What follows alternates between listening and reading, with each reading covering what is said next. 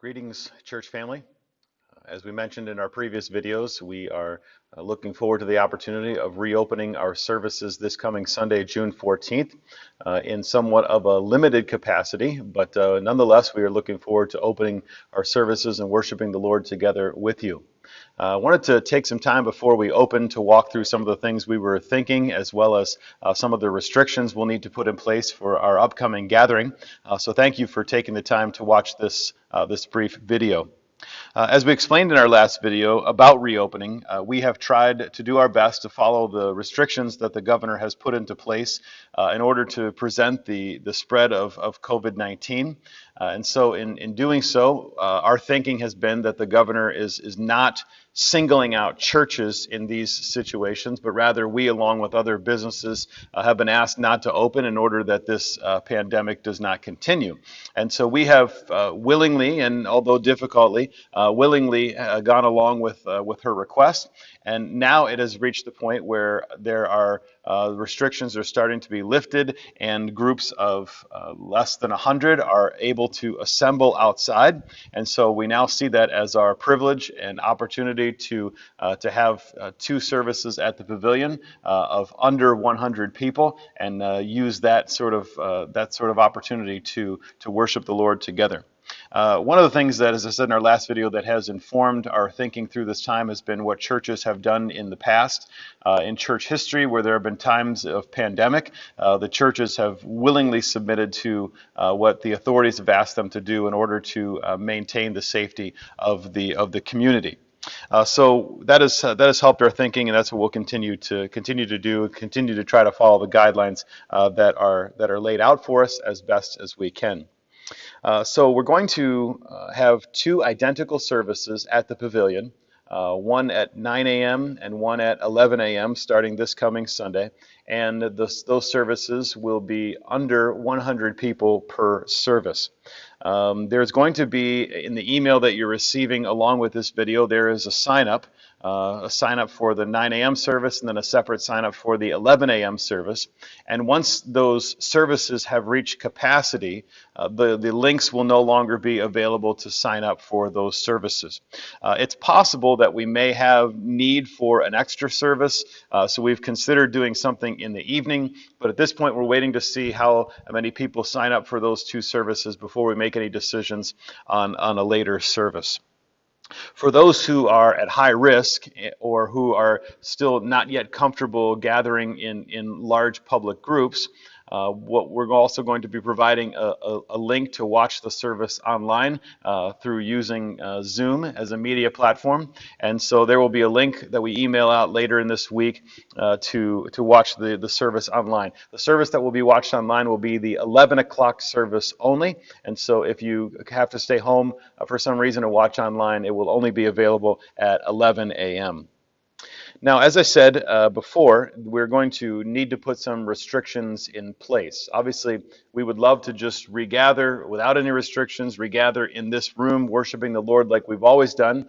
But in the early stages of reopening, we're going to have to exercise some extra caution and use some extra care. And so we've sort of thought carefully about these restrictions and to put them in place. And we're asking that for the love of our other brothers and sisters in Christ, and for the safety of our church family and our community, we're asking that you take these restrictions seriously.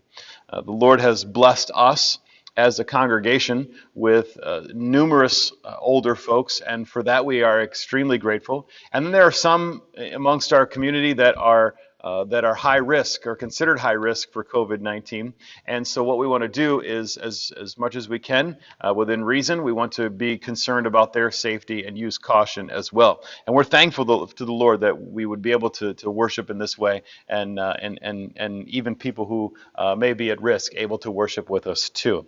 So a couple of things we just want to mention as we work through this. First of all, if you or any of the members in your household have experienced some symptoms of COVID-19 or have been exposed to those who have COVID-19, we would ask that you just remain home and watch the service online. Also, just thinking about some details of the pavilion and worshiping, having worship services there, we ask that you please bring your own chairs to the worship service. There will be some chairs available for those that don't have them, but by and large, we're asking that you would bring your own lawn chairs and set them up there. When you bring your chairs up to the pavilion and you have seating there, just please keep in mind that family groups, we're asking that they sit at least 6 feet apart, if not more. And there's plenty of room for what we're asking you to do. So when you come up and you set up your own chair, please be more than 6 feet apart. Childcare will not be provided. Children are expected to remain with their family both prior to the service, during the service, and after the service as well. So parents, we're asking that you please keep a close watch on your children to make sure they stay with you. Parking will also be available near the pavilion, and it will be provided for those who have difficulty walking. At this time, I'm going to put up a picture that describes for you kind of what we're looking at as far as a lay of the land for our services, where the seating will be, where the parking will be. And if you need to drive up near the pavilion to drop off someone in your family that has difficulty walking or some sort of handicap, you're certainly welcome to do that. We certainly understand that. And then you can park your vehicle there in the ball field. For the rest of you who are able to walk up to the field, you can just park in the parking lot, and we'll leave the spot open so that cars can drive up to the ball field as well.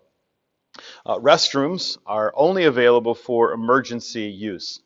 So we're asking that you please use the restrooms at home before you come to the service. And if there is an emergency, you need to use the restroom for some reason, the east entrance will be the only entrance that is available, and the east entrance bathrooms by the gymnasium will be the only bathrooms that are able to be used.